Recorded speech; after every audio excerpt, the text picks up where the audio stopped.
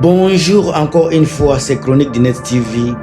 Merci à tous ceux qui m'ont soutenu pendant la période sombre. La chaîne a été confisquée, a été punie.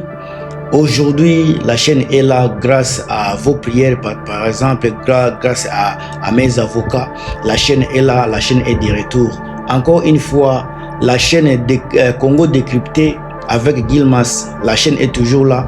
Je vais toujours continuer à mettre des vidéos là-bas. Ceux qui veulent toujours se ressourcer, avoir des informations fiables, des informations vraies, n'hésitez pas à vous abonner à la chaîne de Congo décrypté avec Gilmas, soit la chaîne ici également Chronique du Net TV.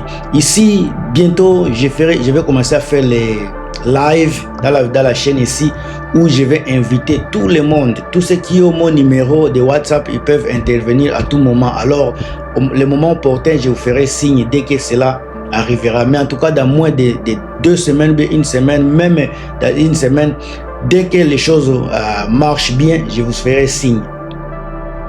La réalité, soit des réalités concernant la guerre au Kivu. Il y a la guerre du Kolta. Beaucoup de choses ne se disent pas sur les réseaux sociaux. Ce que le monde ne dit pas sur les Kivu, je vais vous le démontrer dans la vidéo ici. Encore une fois, merci à tous ceux qui ont été là pour moi. Je ne cesserai jamais de dire merci à ma maman Marie-Antoinette Makayabou, qui est toujours là, la combattante de première ligne, toujours prête à œuvrer, prête à mourir pour la cause congolaise. Également mon tonton Chirac Makayabou, vous êtes tellement nombreux. Annie Abi également, merci à votre soutien. Kayola Langolo, merci également d'être là pour moi. Chirac Makayabou, François Mboukouassa, il y en a tellement beaucoup. Vous êtes nombreux qui ne m'ont jamais laissé, qui ne m'ont pas abandonné malgré les moments difficiles. Vous aviez été là. En tout cas, je ne sais même pas comment vous remercier, mais encore une fois, Thierry Kakese, merci également. Je suis fier, encore, je suis flatté de votre présence.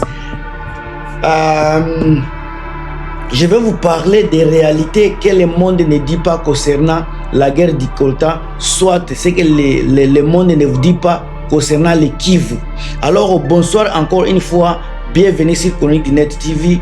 Aujourd'hui, nous allons parler d'un sujet extrêmement sensible, mais crucial pour comprendre la crise qui secoue l'Est de la RDC depuis plus d'années. Alors, la guerre du Kivu est-elle vraiment une guerre ethnique ou guerre économique? Pourquoi les groupes armés se battent-ils sans cesse pour des territoires comme Rubaya à Masisi, soit Walikale? Pourquoi ces zones deviennent-elles toujours un centre de conflit?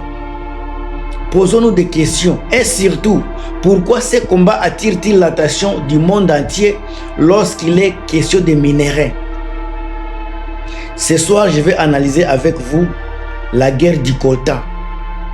Une réalité dont beaucoup de Congolais parlent, mais que très peu d'acteurs internationaux expliquent réellement. Alors mes chers amis, soyez connectés. Encore une fois, mettez vos commentaires si vous avez quelque chose à ajouter. N'oubliez pas encore une fois de commenter, de mettre les j'aime et de vous abonner si vous n'êtes pas encore abonné. Le Kolta aujourd'hui est l'un des minéraux les plus stratégiques au monde.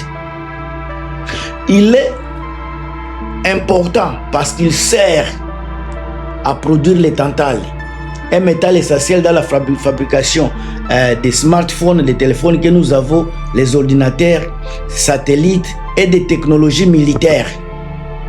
Alors chaque téléphone portable contient une petite quantité de ces minéraux.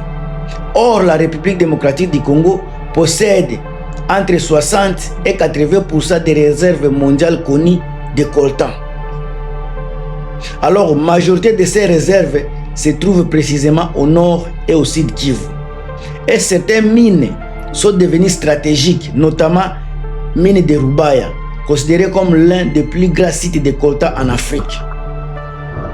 Alors, ce n'est donc pas un hasard si les groupes armés cherchent à contrôler la zone là.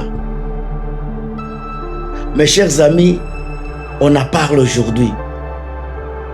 Alors pourquoi Roubaïa est au cœur du conflit? Pourquoi Roubaïa est au cœur du conflit? Depuis plusieurs années, la région de Roubaïa est au centre de nombreuses batailles. Ce n'est pas seulement aujourd'hui. La guerre que vous voyez aujourd'hui autour de Roubaïa, elle n'a pas commencé aujourd'hui. Plus de dizaines d'années. Toujours là. Mais ce que beaucoup de personnes ignorent, c'est que la localité est située au cœur d'un immense bassin minier. Des milliers de creuseurs artisanaux y travaillent chaque jour. Selon plusieurs estimations, encore une fois, plusieurs estimations, des tonnes de coltan quittent ces régions chaque mois. Des valeurs peuvent atteindre des millions de dollars en tout cas une fois encore.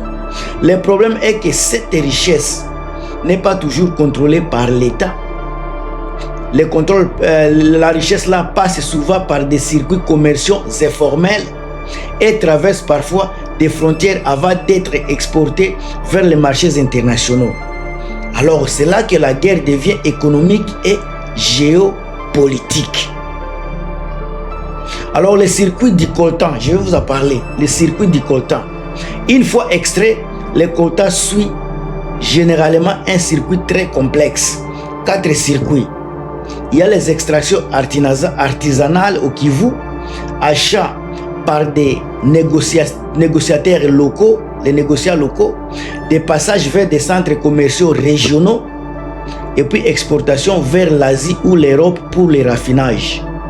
Les principaux pays transformateurs de tantale se trouvent notamment à Chine, en Malaisie et en Allemagne. Une fois raffiné, le tantale devient par exemple un élément très important et le tantale est vendu à des industries électroniques mondiales.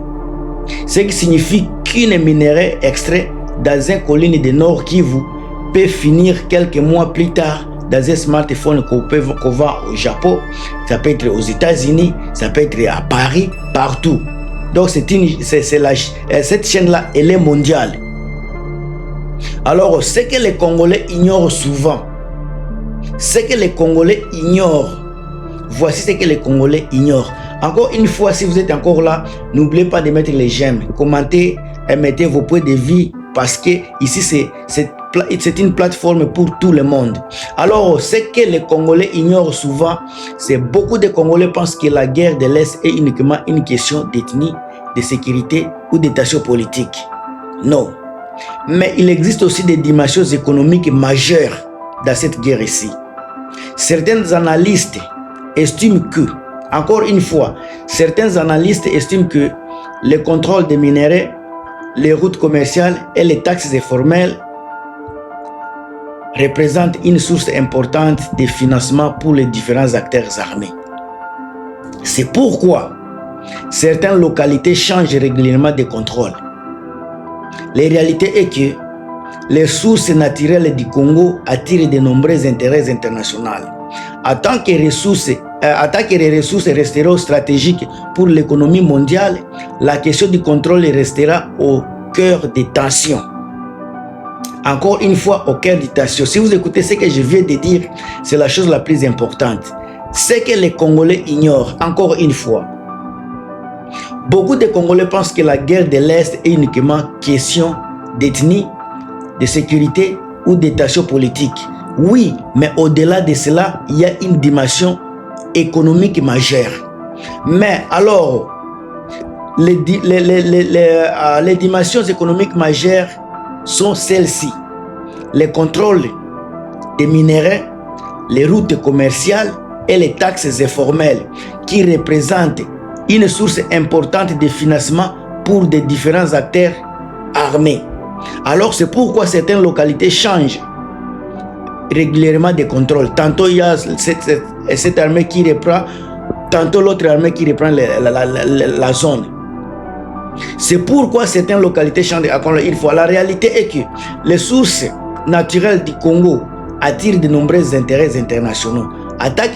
Alors, et tant que ces ressources-là resteront stratégiques pour l'économie mondiale, tant que le coltan restera les sources stratégiques pour l'économie mondiale, la question du contrôle restera au cœur des tensions au niveau du Congo.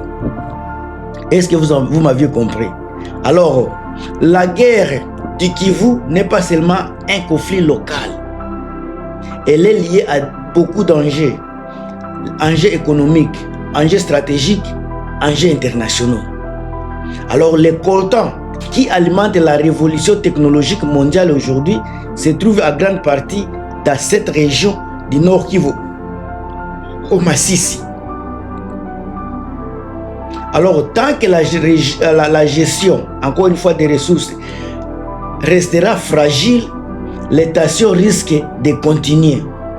La question fondamentale reste donc celle-ci. Comment transformer cette richesse minière en véritable développement pour la population congolaise? C'est peut-être là le plus grand défi pour l'avenir de notre pays RDC. Une fois encore, comment transformer cette richesse du coltan en véritable développement pour la population congolaise? Ça, c'est le plus grand défi pour l'avenir de notre pays RDC. Alors, merci de m'avoir suivi. Merci d'être là pour la chaîne de Chronique Dines TV. Si cette émission, cette analyse vous a aidé à mieux comprendre la situation du Kivu, je vous prie de liker la vidéo, de partager la vidéo et abonnez-vous pour plus d'analyses sur l'actualité congolaise. À très bientôt pour une nouvelle chronique.